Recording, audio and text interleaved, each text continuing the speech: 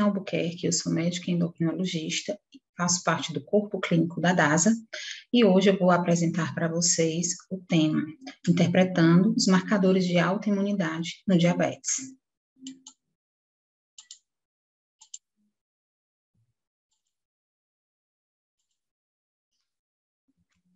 Esse nosso momento foi dividido em 5 pontos, sendo o primeiro diabetes mellitus autoimune, marcadores de autoimunidade no diabetes na sequência, 3, diabetes autoimune latente do adulto, ou LADA, 4, diabetes duplo ou diabetes 1,5, e por último as mensagens finais.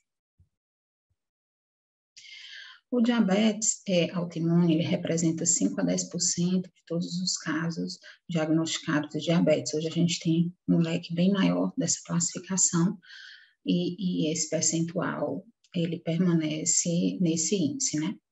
A gente tem o diabetes tipo 1A, que é caracterizado pela destruição autoimune, visualizada pela presença dos marcadores laboratoriais, e 1B, que é uma deficiência de insulina de natureza idiopática ou não passiva até o momento de visualização de anticorpos por diferentes razões.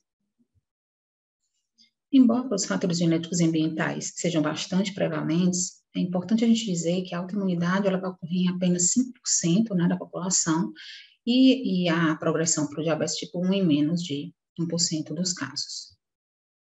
O diabetes tipo 1 ele é bem mais frequente na infância e na adolescência, mas pode ser identificado a sua presença em adultos, na verdade, durante todo o período da nossa vida, inclusive na senilitude, né?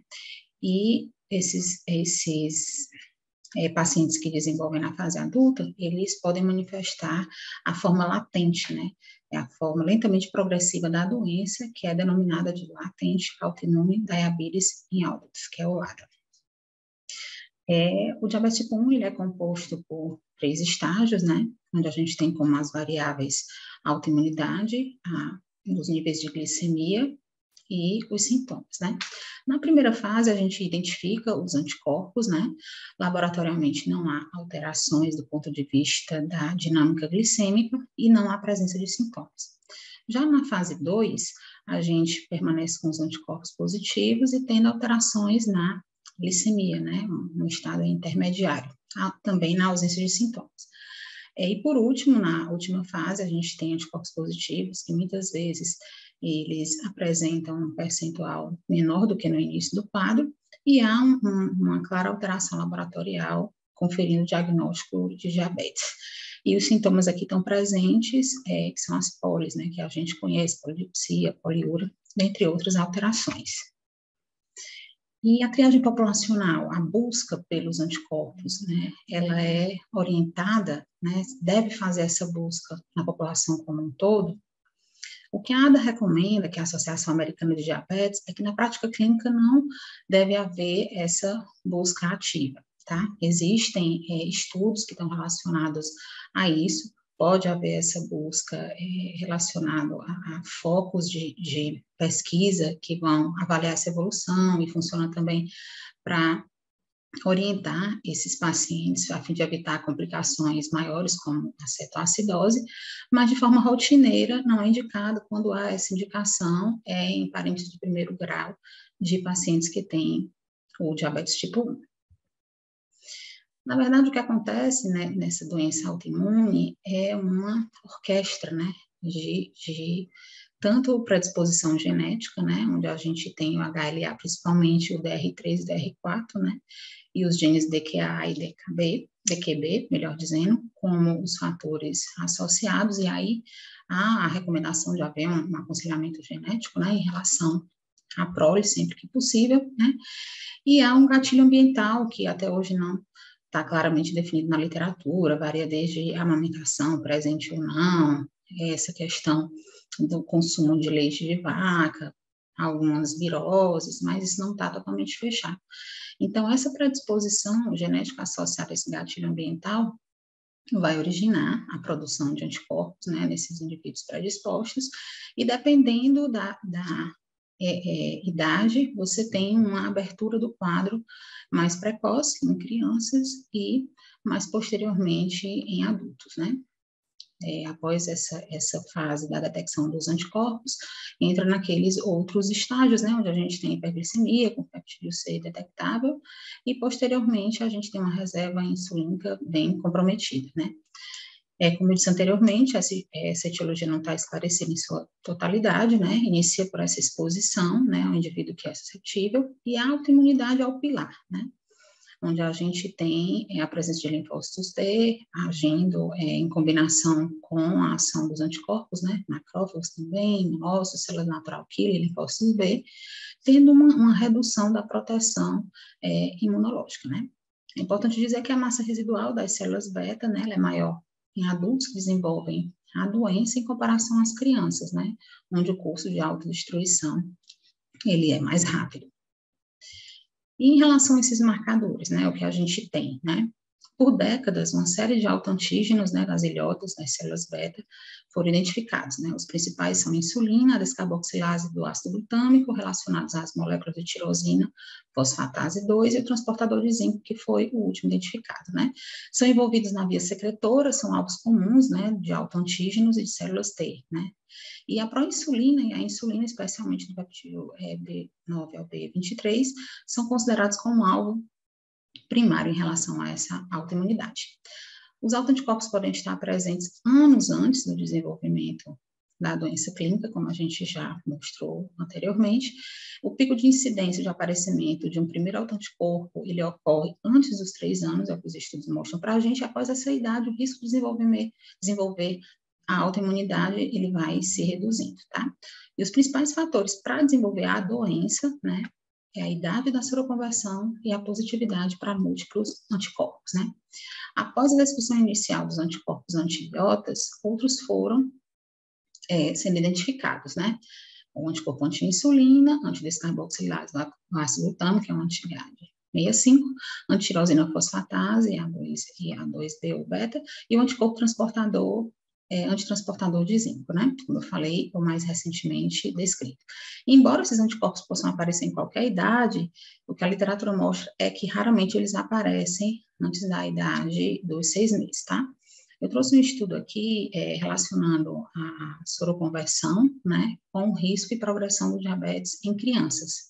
É um estudo que foi publicado no JAMA em 2013, prospectivo, né, foram recrutadas crianças de 3 estudos importantes, do Colorado, da Finlândia e da Alemanha, onde a gente tem esse quantitativo de pacientes, né, houve avaliação do acompanhamento em cada estudo, isoladamente foi concluído em julho de 2012, né, e foram recrutadas crianças que tinham, né, a predisposição genética para o DM e autoanticorpos pesquisados foram para a insulina, a descarboxilase do ácido glutâmico e o IA2, né? A análise primária foi o diagnóstico de DM em crianças com 2 ou mais autoanticorpos e a análise secundária foi o diagnóstico de DM em crianças com um autoanticorpo ou sem anticorpo, né? E o que foi visto dessa evolução?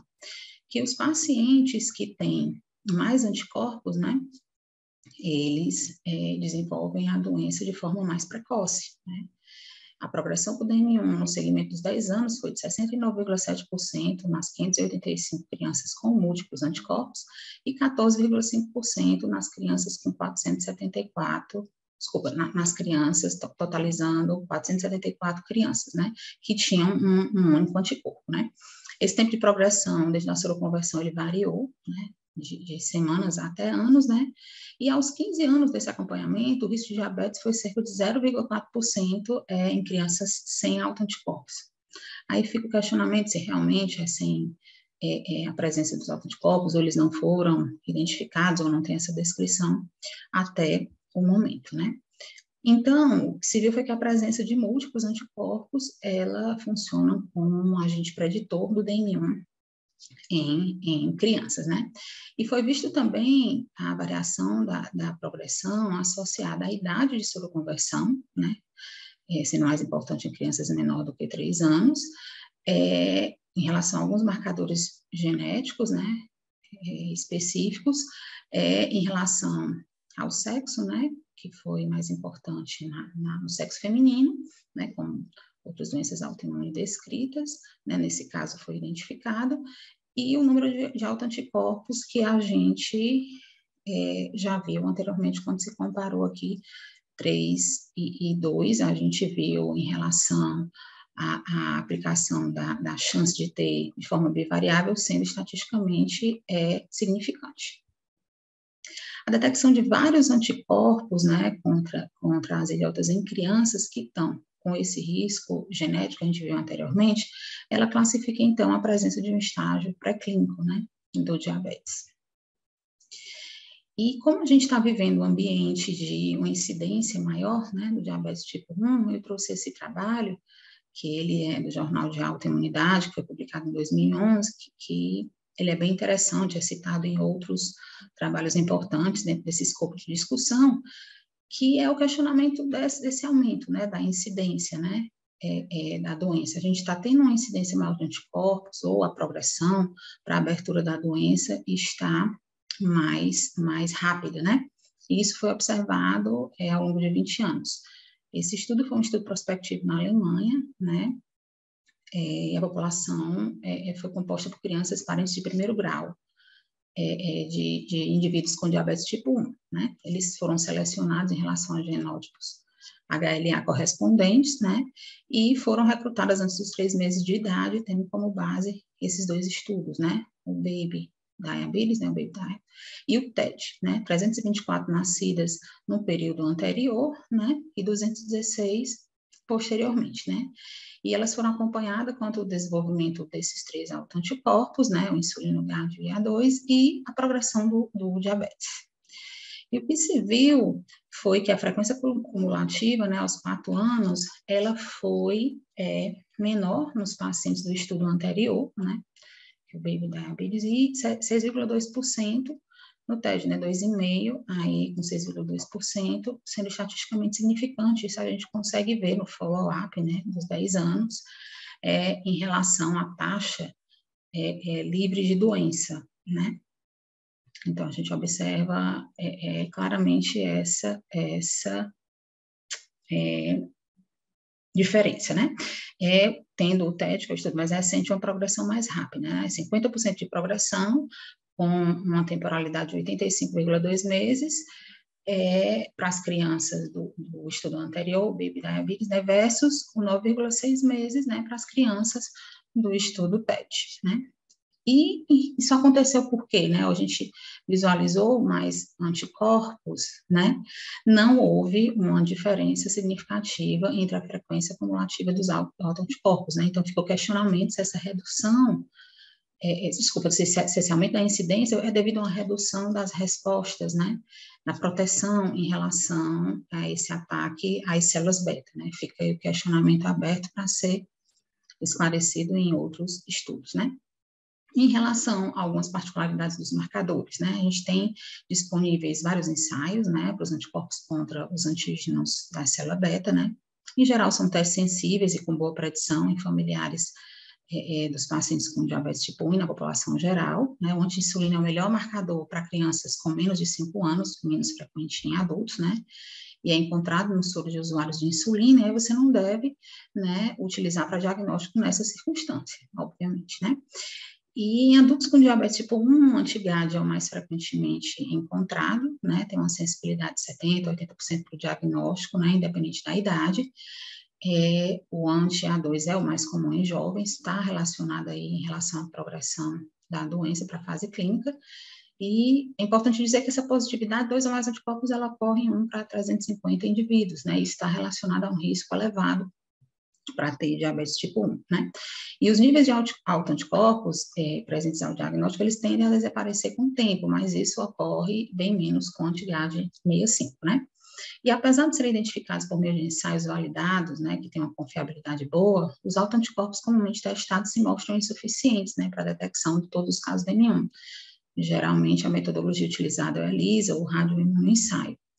Existe um subconjunto de pacientes que não têm os autoanticorpos conhecidos, né, indicando a possibilidade de testes insensíveis ou potencial de diferentes tipos de destruição, né, da célula beta, mediada por esses autoanticorpos, né, e devido a diferenças, né, em relação à sensibilidade e especificidade de alguns testes, há necessidade, né, de se passar por um programa de padronização que existe para haver essa melhor comunicação entre os laboratórios, entre a comunidade médica.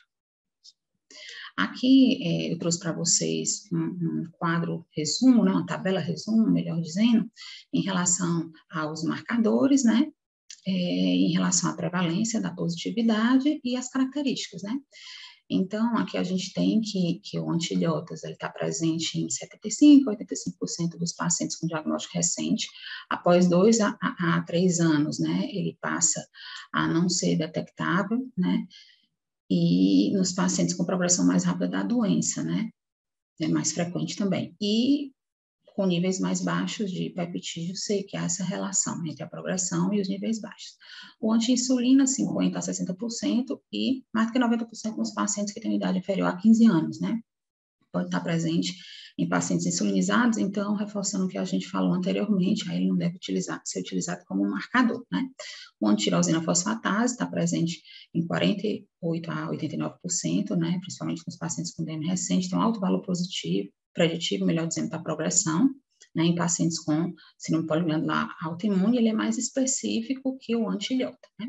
O antidescarboxilase, 70% ao diagnóstico e 50% após 10 anos, né, o que mantém mais tempo, né, 40% dos pacientes com síndrome poliglandular autoimune tem, né, e auxilia no diagnóstico do LADA, é o marcador mais importante para o LADA, como a gente vai ver posteriormente. E o antitransportador de zinco, que foi o último a ser identificado, né, também auxilia aí no diagnóstico do DM recente, tanto positivo em 60% a 80%, né, está presente em 14% a 26% dos pacientes com os demais anticorpos negativos, então entra aí com uma ferramenta adicional, né, e tem uma prevalência inversa com a idade do início do diabetes, né, sendo aproximadamente 70% em pacientes com menos de 10 anos e aumenta a sensibilidade para a detecção da autoimunidade no DM1 junto com os outros marcadores para 94%, 98%, depende da literatura. Até o momento, os autoanticorpos das ilhotas, eles permanecem como padrão ouro, né, para você estratificar o risco tanto para desenvolver o DM1, né, clinicamente manifesto, embora nem mesmo a positividade dos múltiplos anticorpos, ela seja específica para a doença, tá? Vamos falar aqui um pouco do antitransportador de zinco, que foi o último a ser elucidado, né? O transportador de zinco é uma proteína, né, da membrana dos grânulos secretores de insulina, que foi recentemente identificada como alvo de imunidade humoral, né? É um marcador adicional, né? Essa combinação com demais marcadores, como a gente viu, aumenta bastante a chance da gente fazer esse diagnóstico laboratorial. Pode ser detectado também na fase pré-clínica, né? Tendendo a desaparecer tendendo a um aparecimento posterior em relação à anti-insulina, GAG e antirosina fosfatase, né? E é capaz de identificar indivíduos com progressão mais rápida para a doença clínica, né? E em relação ao LADA, né? A autoimunidade das ilhotas é responsável pela grande maioria dos casos de DM na infância e na adolescência, né? Mas também acontece a sua presença na fase adulta, né? E pode ser encontrada em 4% a 10%, né? E tem um subgrupo de pacientes, né, que tem um teste positivo para marcadores humorais, né? Que identificam essa autoatividade das ilhotas, e tem algumas características semelhantes ao DM2, né? Então, esses pacientes acabam sendo identificados quando há a visualização desses anticorpos, né? Os anticorpos mais prevalentes, né, são contra a descarboxilase, né? E anti-ilhotas, e sendo menos detectados a anti-insulina e anti-tirosina fosfatase, né?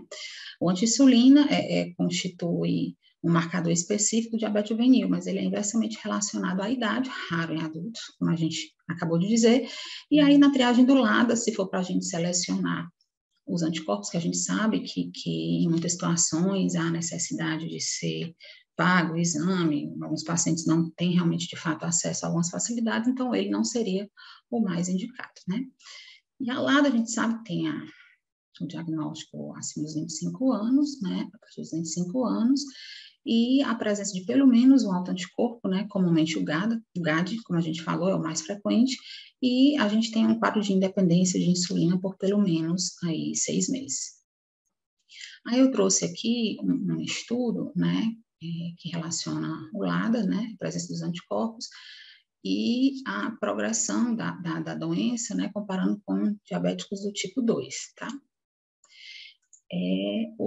que foi estudado, né, foi a relação entre os títulos de autoanticorpos, né, do GAD e a alteração da função das células beta em pacientes com LADA, né, um estudo prospectivo de 3 anos, com 95 indivíduos de 15 cidades chinesas, né, 25 pacientes tinham um alto título de GAD, que foi definido como maior ou igual a 180 unidades por ml, né, houve dentro desse escopo pacientes que conseguiram fazer o estudo genético, 24, terminaram o estudo, né, 42 pacientes de baixo título, né, ou seja, menor do que 180, 34 fizeram estudo genético e terminaram o estudo 39, né, em relação aos 42 iniciais. E 28 pacientes com diabetes tipo 2, 16 fizeram esse estudo genético e 27 finalizaram o estudo. Foram predeterminadas algumas visitas e foi utilizado para a medição dos marcadores, uma refeição mista que tinha 500 quilocalorias e o paciente não podia fazer uso de medicações no dia, né?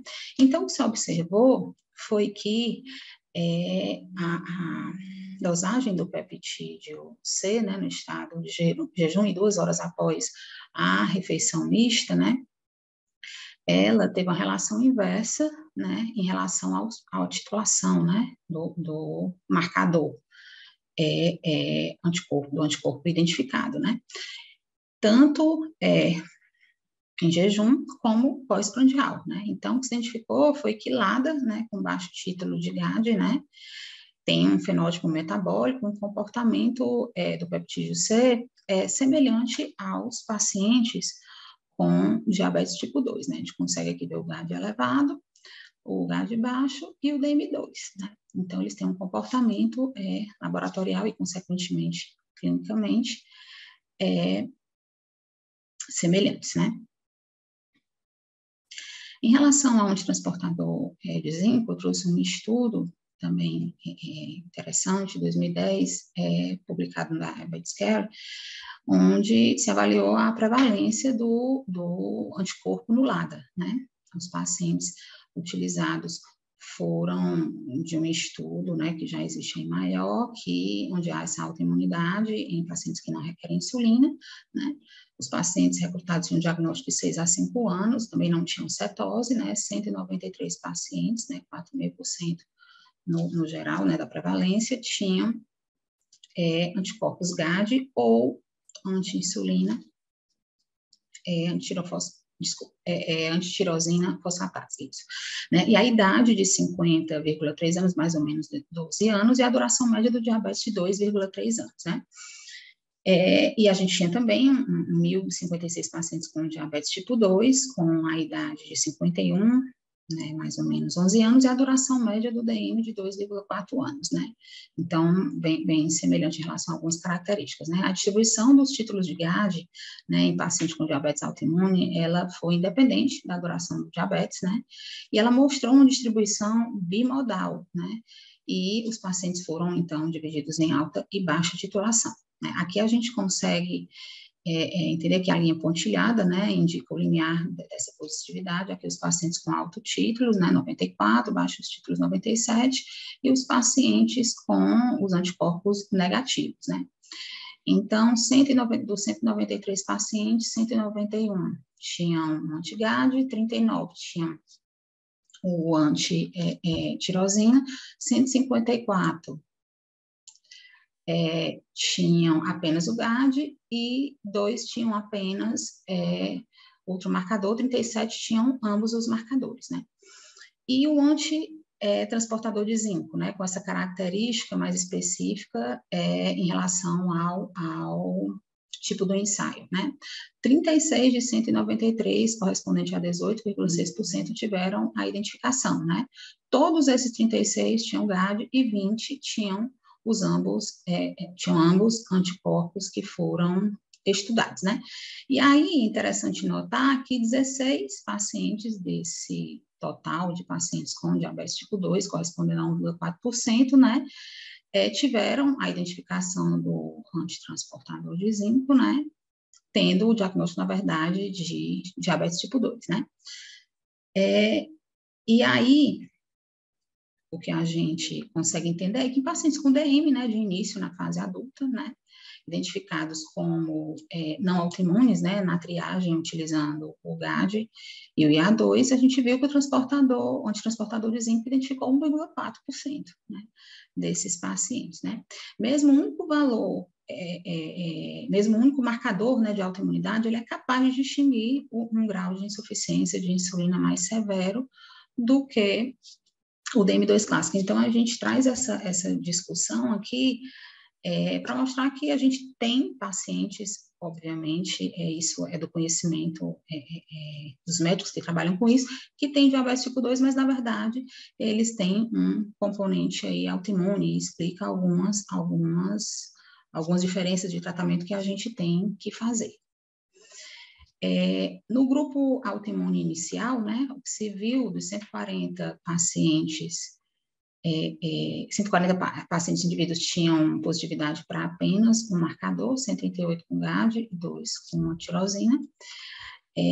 33 tiveram positividade para os dois anticorpos, sendo 17 GAD antirosina e 16 com GAD antitransportador de zinco, e 20 pacientes foram positivos para os 3 anticorpos. Em relação ao diabetes duplo ou diabetes 1,5, né, que a gente traz só uma lembrança, ele é caracterizado pela presença da hiperglicemia em crianças e adolescentes com combinação de marcadores do diabetes tipo 1 e tipo 2, a presença do anti-GAD, anti-insulina e antitirosina normalmente define o diabetes duplo em pacientes que têm também o diagnóstico de diabetes tipo 2, o diagnóstico pode ser difícil, né, em crianças por causa da sobreposição que pode acontecer dos sintomas, né, em relação a DM1 e DM2, né. Então, o que a gente quis lembrar foi características clínicas do DM2, obesidade, resistência insulínica, com a história familiar de diabetes tipo 1 e diabetes tipo 2, e a presença de algumas características clínicas no DM1 e a positividade dos autoanticorpos para a insulina, eles caracterizam esse diabetes. Então, a gente tem que pensar, né, para conduzir esse paciente da melhor maneira possível. Como mensagens finais, a gente quer trazer que, embora os fatores genéticos e ambientais sejam bastante prevalentes, a autoimunidade ocorre em apenas 5% da população e progride para o DM1 em menos de 1%, né? Na prática clínica, não se recomenda rotineiramente essa investigação, né? A gente viu qual é o escopo que cabe melhor essa investigação. Os principais fatores de risco para desenvolver a doença são a idade da soroconversão e a positividade para os múltiplos anticorpos, que a gente trouxe aí enfatizado com os estudos, né? Existe um subconjunto de pacientes que não tem os autoanticorpos identificados, e aí a gente tem que pensar em testes não tão sensíveis que podem estar sendo aplicados, apesar da padronização, né? Ou o potencial de diferentes marcadores aí que a gente ainda não esteja identificando. Até o momento, os autoanticorpos permanecem, né, como padrão ouro para identificar, estratificar o risco, né, para o desenvolvimento de DM1, com a sua característica clínica aberta, embora nem mesmo essa positividade dos anticorpos, ela vai ser específica para a doença, né.